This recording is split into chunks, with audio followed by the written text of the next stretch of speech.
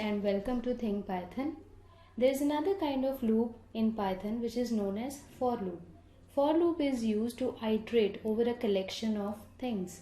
For example, it could be the characters of a given string, so it becomes very easy to do so with the help of a for loop. I'll show you how. To write a for loop, you simply have to type for followed by a variable. This variable will hold a particular value in every iteration. So I take item to be this variable. So for item in, I define a string which is think python, okay, and followed by a colon. I hit enter. Right now here for item in think python. Think python is a string and item will hold the characters of this string. So for item in think python, now notice we have entered into an indentation. So because of this indentation, everything we write here would form the part of the for loop. Now I want to print the value of the item, okay. So let's run the code and see what happens.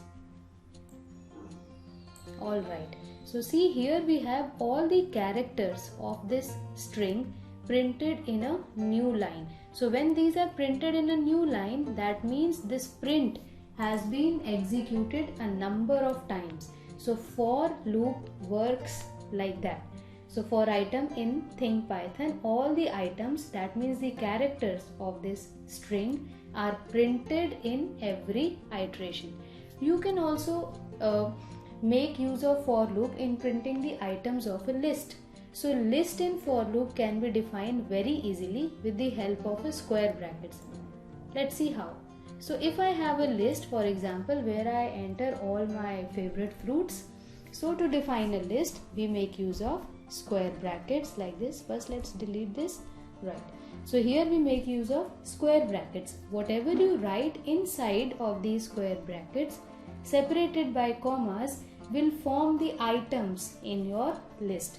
For example, I enter the fruits. So first of all I'll say apple followed by a comma, then the inverted commas to write another fruit which is grapes, then again a comma, again the inverted commas to write the next fruit which is banana, again a comma, and then I write another fruit within the colons, inverted commas, which is mango. So this is how I can make a list of fruits. So whenever you see the items which are written or typed inside the square brackets, that is defined as a list by Python. So when I use for loop to iterate over this list, then when I print item, so all the items of this list would be printed each in a new line. So like that. So we have apple, grapes, banana and mango. You can also form a list for the numbers. So to form a list of the natural numbers, right, what we can do is we can simply say 1, 2, 3, 4, 5 and so on till the number you want to print. And if I print now, so print item would print all the items one by one which are contained in the list. So let's see how it works. Beautiful. So it has printed all the numbers starting from 1 till 8.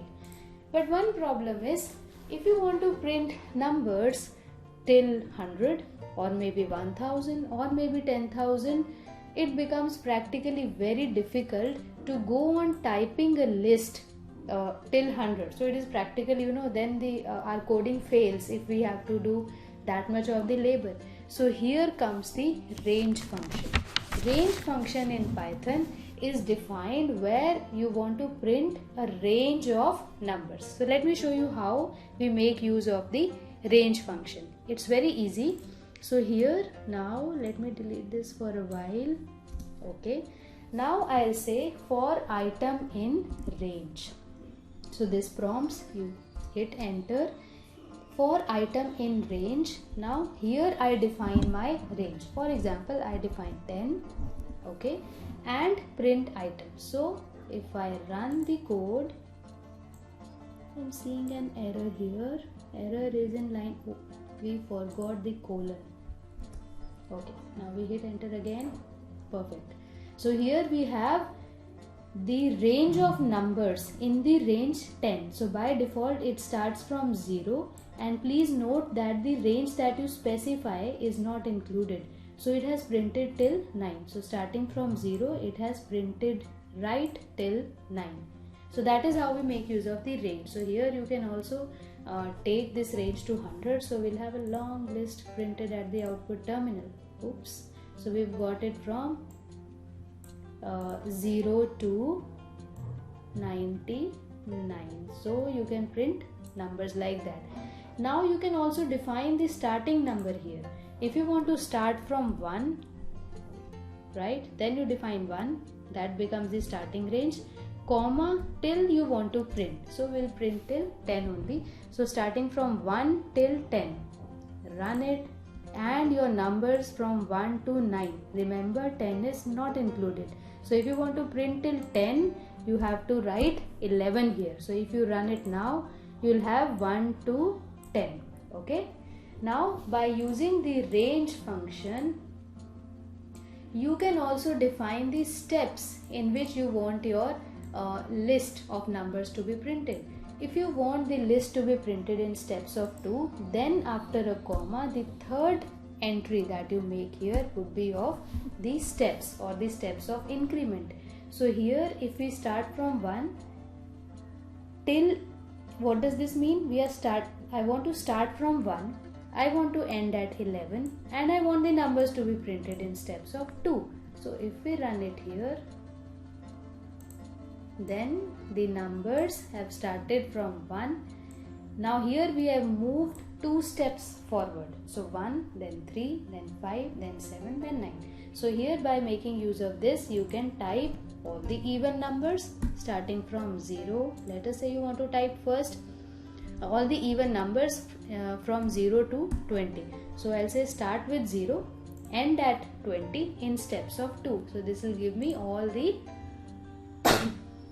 even numbers at the output terminal, right? So this is how you can make use of the range function. You can also change this if you want the numbers to be printed in steps of 3.